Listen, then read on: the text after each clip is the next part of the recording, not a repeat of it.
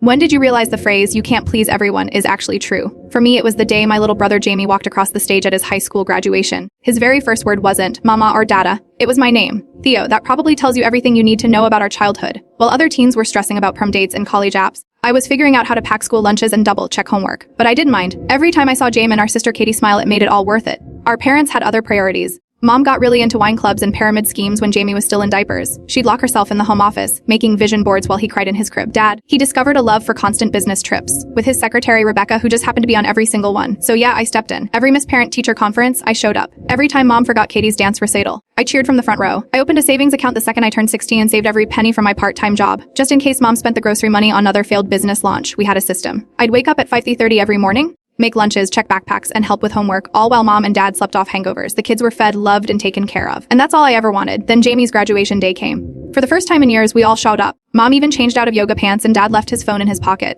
at least for a few minutes. They sat proudly in the front row like they had earned that spot. They posted photos with captions like, "Proud parents of a future leader." When Jamie walked the stage, I couldn't stop crying. It felt like my child was growing up. But then something unexpected happened. The ceremony was wrapping up when Jamie got back on stage for a speech. He said, "This isn't about me. It's about the person who made sure I got here." He looked straight at me. I quickly wiped away tears, embarrassed. "When I was 6, I broke my arm falling off the monkey bars," he said. "It was my brother Theo who rushed me to the hospital, even though he was only 13. He convinced the nurses he was old enough to sign the paperwork." The entire room went silent. You could hear a pin drop. "Most kids learn to ride bikes with their parents," he continued. "I learned in an empty parking lot at 6 a.m. because Theo worked nights to buy me that bike, and mornings were the only time he had left." I glanced over. Mom's phone slipped out of her hand and hit the floor. Dad's jaw was clenched so tight I could see his temples twitching. Jamie smiled and said gently, "So Mom and Dad, thank you for giving me the best role model I could have asked for." He raised his diploma toward me. "This is yours much as it is mine, Theo. Actually, it's more yours. Because while you were raising us, you gave up your own chance to just be a kid." The crowd murmured. I saw heads turning, people doing the math. Aunt Helen's mouth fell open.